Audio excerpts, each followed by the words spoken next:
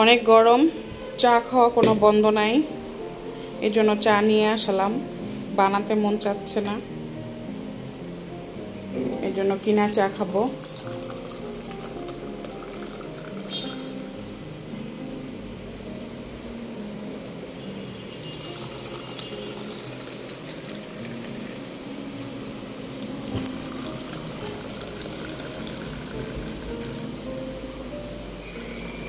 সবচেয়ে বেশিটা আমার,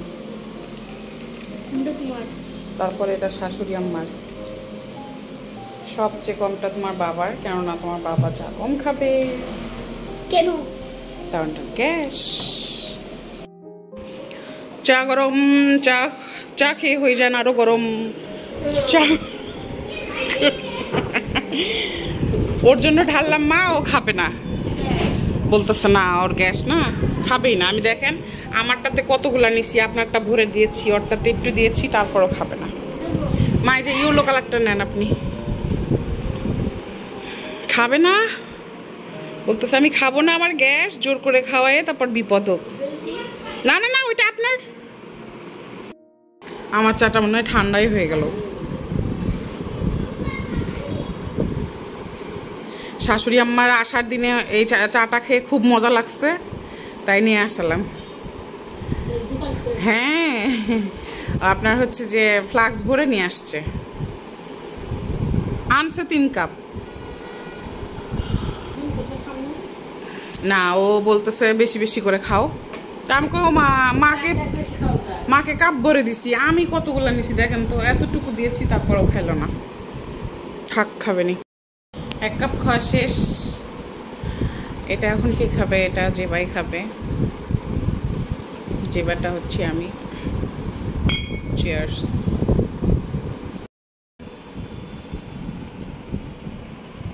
আসসালামু আলাইকুম এভরিওয়ান, সবাই কেমন আছো? আলহামদুলিল্লাহ, আমরা অনেক ভালো আছি। তো কালকে আমার শাশুড়ি মা, আমরা চা খাওয়ার পরে রাতে আর কোনো কিছু ভিডিও করেছিলাম না, দেন সকাল থেকে আবার স্টার্ট করেছি। আর সকালবেলা হচ্ছে যে আজকে কেনা আমরা নাস্তা করব। ওদের বাবা পরোটা, তারপরে হচ্ছে নিহারি এনেছে, তারপরে ডাল, ডিম পোস্ট সব কিছু এনেছে। অ্যাকচুয়ালি গ্রাম থেকে আসার পরে না আমার শরীরটা একেবারেই ভালো না, আর আমার রান্নাঘরে মানে গরমে একটু কম যাওয়া নিষেধ, মানে কম যেতে হবে। হ্যাঁ, কেননা আমার না শরীরে তাপমাত্রা অনেক হাই হয়ে গিয়েছে, এদিকে প্রেশারও হাই হয়ে গিয়েছে। তো নর্মালি আমার শরীরটা অনেক বেশি খারাপ। আর তাছাড়া অনেক লেট করে ঘুমানোর ফলে তোমার সকালে উঠতে না লেট হয়ে যায়, কেননা সকালে ঘুমটুকু এত আরামপ্রিয় মনে হয়। আর বড় ছেলেকে তোমার স্কুলে দিয়ে আসতে হয় সেই ভোর 6টায়, তো তারপরে একটু না ঘুমালে ভালো লাগে না। আর শরীরটা এতটাই খারাপ, আর আমার মনে হয় শুধু আমার না, প্রত্যেকটা ঘরে ঘরের এই একটাই গল্প, অতিরিক্ত গরমের জন্য সবারই শরীর খারাপ হচ্ছে। আর আমরা মেয়ে মানুষ, আমাদের হচ্ছে যে সংসারে মানে আছে না, সারাদিনের মধ্যে 3-4 ঘন্টা হলেও আমরা কিচেন রুমে কাটাই, আর ততটুকু সময় একে তো আগুনের মতো গরম, তার উপরে রান্নাঘরের আগুনের তাপ কিন্তু সহনীয় না। সো সবার ব্রেকফাস্ট শেষে আমি আমার ব্রেকফাস্ট নিয়েছি, সেমাই, পরোটা আর হচ্ছে নিহারিটা। এই যে দেখতেই পাচ্ছ আমার শখের সেই জগটা, যেটা আমি রমজান মাসেই তোমার অনলাইন থেকে নিয়েছিলাম। এটা কিন্তু আমার অনেক শখ করে নেওয়া, আর শখের জিনিস নষ্ট হয়ে গেলে কিন্তু অনেক খারাপ লাগে। তোমরা দেখে বুঝতে পারছো কিনা জানি না, তবে জগটা না একটা দুর্ঘটনার জন্য ভেঙে গিয়েছে। গরম পড়েছে, তো আমার 2 বাচ্চা না লেবু শরবতটা খুব পছন্দ করে, তো ওদের বাবা লেবু শরবত বানিয়ে দিতে মানে আছে না যে চামচ দিয়ে তোমার নাড়াচাড়া করে, জাস্ট একটু নাড়তে যেই তোমার এই জগটা ফেটে গিয়েছে। তো আমার তো কি কষ্ট, আর ওই সময় হচ্ছে ফোনও কাছে ছিল না, নইলে আমি তোমাদের দেখাতে পারতাম জগ ভর্তি জুস একদম ফ্লোরে পড়ে কি যে অবস্থা। আর আমার মানে জগের দুঃখে থাকবো নাকি ভিডিও করব, তো ভাবলাম যে আমি তোমাদের সঙ্গে শেয়ার করি যে এই যে দেখো এতটুকু মানে জায়গাটা শুধু চামিচের আঘাতে এইভাবে ভেঙে গিয়েছে। তো আমার এত খারাপ লাগছিল, যদিও অনেকে ভাবতে পারো যে এটা আর কি জিনিস, আসলে শখের জিনিস 2 টাকা দামেরও অনেক শখের হয়ে থাকতে পারে বা আছে না অনেক হাজার হাজার টাকারও হয়ে থাকতে পারে, এটা তো সামান্য একটা জগ। তারপরও মানে অনেক মানে খুশি হয়ে বা পছন্দ হয়েছিল, একটু ইউনিক স্টাইল আর সব কিছু মিলিয়ে খুব ভালো লেগেছিল। আর সবচেয়ে ভালো লেগেছিল এই কাঠের যে ঢাকনাটা টাইপের। তো যাই হোক, এটা ভেঙে গিয়েছে। ওদের বাবা বলছে আল্লাহ কোথা থেকে নিলা, কিভাবে নিলা, দেখতে তো অনেক সুন্দর, বাট এইরকম এই যে দেখো এই স্পুনটা দিয়ে আঘাতের জন্যই নাকি জগটা ফেটে গিয়েছে। জাস্ট আছে না তোমরা শরবত করার সময় নাড়া দাও যাতে চিনিটা সুন্দরভাবে মিশে যায়, সেইভাবেই। তো ওদের বাবা বলছিল যে না আমি তোমাকে নিয়ে দিব, বা পরে বলছিল যে না এটা নেওয়া হবে না, নেক্সট টাইম নিলে তোমার আবার এরকম হতে পারে। তো খুব খারাপ লাগছিল, যদিও এটা আমার কাছে অনেক স্পেশাল ছিল। তো ওদের বাবাকে আমি বলছিলাম যে দেখো এটা আমি একটু শোপিস করে রাখি। পরে ভাবলাম যে না, ভাঙা জিনিস রেখে কোনো লাভ নেই। তো ফাইনালি তাকে আমি ফেলে দিচ্ছিলাম আর ভাবছিলাম যে হ্যাঁ আমি অবশ্যই আবার আরেকটা নিব। জগ ভাঙার কষ্টটা আসলে আসলে একটা জিনিস নষ্ট হতেই পারে, যেহেতু এটা কাচের, ইটস নর্মাল, এটা মানা যায়। বাট আমার বেশি খারাপ লাগছিল যে ফার্স্ট দিন ইউজ করছিলাম। আর আমি আমার রমজান মাসের ব্লগগুলো চেক করে দেখতে পারো, আমি কখনো তোমার মানে জুসের কোনো মানে জুস করেছি এটা এরকম কোনো ভিডিও আমার ছিল না। কারণ আমি ফার্স্ট হচ্ছে যে তোমার একটা শুধু করেছিলাম তোমার শর্ট ভিডিওর জন্য, জাস্ট ওই দিনই, বুঝছো। আর এই শরবত করতে যেই দুর্ঘটনা ঘটেছে, তো মানে আছে না কিছুদিন ইউজ করার পরেও তোমার একটা জিনিস ক্ষতি হলে সেটা মানা যায়। তো যাই হোক, নেক্সট টাইম অবশ্যই নিব আর তোমাদের সঙ্গে শেয়ার করব। তো আমার বাচ্চার এই যে সেলামিগুলো না আমরা রেখে তো গ্রামে চলে গিয়েছিলাম, যেহেতু আমরা ঈদের পর দিনই গ্রামে গিয়েছিলাম। তো এসেই আম্মু আমার টাকাগুলো কোথায়, আমি ব্যাংকে রাখবো। তো বাচ্চাটা না ভাঁজ করে, যেহেতু নতুন টাকা তোমার হচ্ছে যে এখানে রাখতে পারছিল না, তো আমি আজানকে হেল্প করছিলাম। আর আমার বাচ্চা দুইটা কেন টাকা জমাচ্ছে, তাদের বাবাকে আইফোন কিনে দিবে তার জন্য। তবে আইফোনের না একটা ইতিহাস আছে, আমি তোমাদের নেক্সট ডে কোনো দিন শোনাবো অবশ্যই। আসলে আইফোনকে ঘিরে আমাদের একটা ইমোশন বা অনেক একটা কষ্ট বা অনেক স্বপ্ন আছে নেক্সট ডে।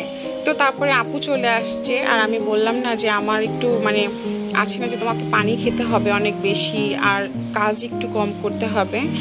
তো আমি আপুকে বলছিলাম যে আপু অনেক দিন ধরে রান্না বান্না মনে করো পরিষ্কার করা নেই রান্নাঘরটা, আর তাছাড়া এতদিন ওদের বাবা ছিল, কিভাবে ক্লিন করেছে না করেছে, তো তুমি আমাকে এই রান্নাঘরটা পুরোটা ক্লিন করে দাও।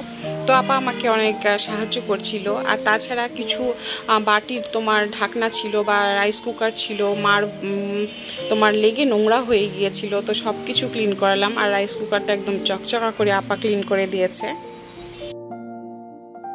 অসুস্থ হলেও আমরা মেয়েরা আমি মনে করি যে এক জায়গায় বসে যে তুমি ঘন্টার পর ঘন্টা রেস্ট নিবা, সেটা আসলে পসিবল না। তাও আবার কোথাও থেকে ঘুরে আসার পরে আমাদের কিন্তু কাজ থাকেই। তো আমি এক গাদি ঝুড়ি নিয়ে বসে পড়েছি আমার ওয়ার্ড্রপের ওপরে, প্লাস রেদওয়ানদের একটা ঝুড়ি। মানে কিছু কিছু জিনিস না অগোছালো হয়ে গিয়েছে, বাচ্চারা এটা সেটা দিয়েছে, বা আমিও কখনো অনেক সময় অনেক মানে যে ঝুড়ির জিনিসপত্র সে ঝুড়িতে না রেখে অন্য ঝুড়িতে ট্রান্সফার হয়েছে, এই টাইপের কিছু। তো আমি ভাবলাম যে আমি অন্তত ফ্লোরে বসে এই কাজগুলো অন্তত করে নিই।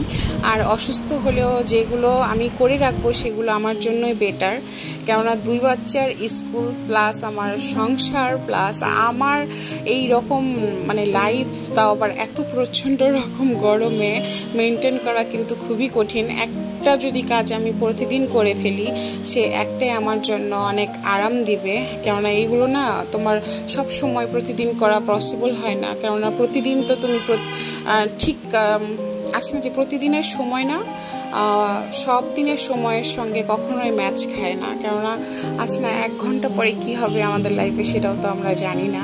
সো আমি সবসময়ই তোমাদেরকে বলি, আমি একদিনে কখনো কাজের প্রেশার নেই না, আমি চাই যে একটা একটা করে আমি শেষ করতে। তো আপা যেহেতু রান্নাঘর পরিষ্কার করছিল, তো আমি ভাবছিলাম যে এগুলো আমি পরিষ্কার করে নেই। আর এই যে বলটা দেখছো, আমার আজান এখন এটাকে ক্রিকেট বল হিসেবে খেলে, যে আম্মু এটা আমাকে দাও, এটা বলের মতো সুন্দর। তো আমি বলছি আচ্ছা বাবা, অন্তত তোমার তো কাজে লাগলো, আমার জগটা ভেঙে গেলে কী হবে। সো এই যে দেখো, এই তাদের খেলনা রাখার জন্যও না আমি একটা বেতের ঝুড়ি কিনে দিয়েছিলাম।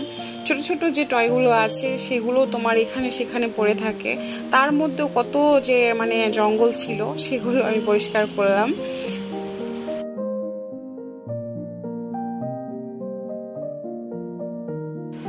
আরেকটা বিষয় তোমাদের সঙ্গে শেয়ার না করলেই না, আমার তো এটা খুবই হয়, তোমাদের হয় কি না, এই যে হেয়ার ব্যান্ডগুলো যেগুলো থাকে তোমার ছোট ছোট, আমার চুলগুলো যদিও বড় না, বাট আমার হেয়ার ব্যান্ড বলো বা যেটাকে কাঁকড়া বলে, ব্যান্ড বলে, এগুলোর আমার অভাব নেই। বাট মানে হাতের কাছে আমি পাই না যেই রাবারগুলো থাকে ছোট ছোট হেয়ার ব্যান্ডগুলো, এগুলো আমি সব সময় কিনে রাখি সব সময়। বাট আছে না তোমার এমার্জেন্সি দরকার হচ্ছে তখনই দেখবা নাই, বা কোথাও ঘুরতে গিয়েছো ব্যাগে নাই। আর সব সময় আমি চুল ছেড়ে রাখতে একেবারেই পছন্দ করি না। আর এই গরমে তো প্রশ্নই ওঠে না যদি ঠান্ডা কোনো বাতাস বা এসিতে না থাকো, তো সেই ক্ষেত্রে খুব প্রবলেম হয়। আর বাচ্চাদের জন্য আমি সব সময়, এটা যেহেতু আমার ঝুড়ি, আর এই যে দেখো কত ডাস্টবিন বের হয়ে গিয়েছে, সবসময় আমি চেষ্টা করি আমার ড্রেসিং টেবিলে একটা করে আতর রাখতে, কেননা আমার বাচ্চাগুলো না তোমার পারফিউম বলো, স্প্রে বলো, সেগুলোর চেয়ে আতরটা খুব পছন্দ করে। আতরের একটা কাহিনী আছে, আজান একদিন হাতে দিয়ে তোমার ওই হাতটা চোখে একটু ঘষা দিয়েছিল, তো তারপরে না চোখটা খুব জ্বলেছিল। নেক্সট টাইম ও কখনোই হাতে আতর ইউজ করে না। আম্মু আমাকে এই মানে আছে না যে তোমার ঘাড়ে দেখিয়ে দিবে বা ড্রেসে দিতে বলবে। সো এই কর্নারটা আমার রুমের তোমার ওয়ার্ড্রোপের উপরটা অনেক সুন্দর করে পরিষ্কার করে নিলাম। আর এই রকম চকচকা আমার হাজব্যান্ড খুব বেশি পছন্দ করে। তো আমি কিন্তু তোমার ওগুলো গুছানোর আগে আপু যখন রান্নাঘরে কাজ করছিল তখন আমি মানে চায়ের দুধ দিয়ে গিয়েছিলাম, আর আপাকে বলেছিলাম আপা কমিয়ে দেন। আর আপা এমনভাবে গ্যাস কমিয়েছে, মানে আমার দুধ কমে যাওয়ার পরে দেন আপা গ্যাস কমিয়েছে। তো এখন আমি চা কি খাবো আর কি করব বুঝতেছিলাম না। তো তারপরে আমি আসলাম যে এই আমার ডাইনিং টেবিলের ফ্রুটসগুলো এলোমেলো হয়ে আছে, আর এই কলাটা কিন্তু তোমার আমার গ্রাম থেকে এনেছিলাম। ঈদের সময় যে ট্রেগুলো বের করেছিলাম সেগুলো অগুছলো আছে, আমি এখনও তোমার শোকেছে ভালো মতো কোনো কিছুই ওঠাতে পারিনি। আর এতটাই গরম, কলা কোনো জায়গায় না ভিতরে আমরা দেখেছি মা চাচিরা বা ইভেন আমি আমার শাশুড়ি সবাই গাছ থেকে কলা নামানোর পরে তোমার ঢেকে টেকে রাখে যেন তাড়াতাড়ি পাকে, তো আমার ক্ষেত্রে সেটা হয় নাই, গরমে এমনি পাকতেছে। আর ওদের বাবা নিয়ে এসেছে ওদের জন্য তোমার নুডলস, আমার চা পাতা শেষ হয়ে গিয়েছিল। আর এই পেপসিটা আমি বলেছিলাম তুমি আমার জন্য ঠান্ডা ঠান্ডা পেপসি নিয়ে আসবা। আমি যদিও ড্রিঙ্কস খুবই কম খাই, এটা সবাই জানে, বাট কেন জানি এত পরিমাণ গরম না, আমার শুধু মনে হচ্ছিল যে একটু পেপসি খেলে আমি শান্তি পাবো। কোকা কোলা যদিও এখন একটু কম খাওয়ার চেষ্টা করি, তো মনে হচ্ছিল যে না, পেপসি খেলে একটা শান্তি শান্তি লাগবে, কলিজা ঠান্ডা হয়ে যাবে। আমার দুপুরে সব কাজ শেষে বাচ্চাগুলোকে আমি বলেছিলাম আজকে তোমাদের ঘুমাতেই হবে। তারপরে দেখো দুই ভাই কি সুন্দর করে ঘুমিয়েছে। আমার দুইটা বাচ্চা যেন সারা জীবন এভাবে মিলেমিশে থাকে। আর আমার বড় ছেলে না একটু গা ঘেঁষা, মানে পাশে তোমার যেই ঘুমাক না কেন তাকে একটু জড়িয়ে ধরে ঘুমাতে পছন্দ করে। আর আমার দুপুরে ঘুম খুবই কম হয়, তো আমি ভাবলাম যে আমি যে কিচেন রুমের ঢাকনাগুলো তোমার পরিষ্কার করিয়েছি ডালের বা আটার, বা এই যে কাপগুলো ছিল বাইরে সেগুলো তোমার তেলকাশটা ভাব পড়ে গিয়েছিল, তো সেগুলো আমি আপাতত গুছিয়ে রেখে দেই। না শেয়ার করে পারলাম না এটা, এখন তো আর রোদ নাই, রোদ কমে গেছে। তো আমি সরিষার তেলের বোতল নিতে এসে দেখি ওদের বাবা এই কাণ্ড করছে। এই গাছের টপটা আসলে ঠিক করা হয় নাই, ওইটা তো লাগানো হয়েছে, তো এই টপটা যেহেতু নাই যাতে পড়ে না যায়, এইটার সাথে এইটা কি সুন্দর করে লাগিয়ে রেখেছে, মানে দুইটা প্রাণ বাট হাতটা একটা, এই টাইপের কিছু। তেলটা যেহেতু আমি এখন রুমে নিয়ে যাব, রোদ নেই, তো আমি দেখছিলাম যে আমার বারান্দার সামনে পার্কের তোমার ঠিক বাইরে তোমার ভ্রাম্যমান লাইব্রেরিটা দাঁড়িয়ে আছে। আর এই ভ্রাম্যমান লাইব্রেরিতে আমি কখনোই যাই নাই, এটা কিন্তু সপ্তাহে একদিন তোমার এখানে এসে দাঁড়িয়ে থাকে। আমার রেদওয়ান খুব আশা যে এই ভ্রাম্যমান তোমার লাইব্রেরিতে যাবে, যে আম্মু এখানে কি কি বই থাকে না থাকে। তো তোমরা কখনো গিয়েছো কিনা জানিও। দেখো আজানের ফ্রেন্ডের আম্মু আসছিল না, আজান কি এনেছে আসলে ভাবির ভাবির হাজব্যান্ড হচ্ছে সৌদি থাকে, তো ভাইয়া এসেছিল, তো আমরাও ছিলাম না, গ্রামে ছিলাম। তো আজকে যেহেতু আজান স্কুলে গিয়েছিল, তো ওই সময় আবার ছুটির সময় আমি গিয়েছিলাম না। তো ভাবির ছাদের টমেটো, তারপরে চকলেট, খেজুর সব নিয়ে এখন আসছিল, একদম কিছুক্ষণ সময়ের জন্য। বেবি ব্যাগে রাখো। তো এটাই ছিল আমার সকাল থেকে তোমার রাত পর্যন্ত, মানে আমার কমন রুটিন ব্লগ বলতে পারো। আসলে আমাদের হাউসওয়াইফদের কাজের কোনো শেষ থাকে না, বাট সব কিছু তো তোমার ক্যামেরায় তুলতে পারি না, অফ ক্যামেরাও অনেক কিছু থাকে। তো আমার বড় ছেলে গিয়েছে ইভিনিং ক্লাসে, তো আমি ভাবলাম যে হ্যাপি যেই মুড়িটা দিয়েছিল আমার ননাসের ছেলের বউ, মুড়িটা এনজয় করি। তো আজকের ব্লগটা যদি তোমাদের ভালো লাগে অবশ্যই লাইক দিও, আর আমার চ্যানেলটা সাবস্ক্রাইব করে আমাদের সাথে থেকো। সো আজকের জন্য আল্লাহ হাফেজ।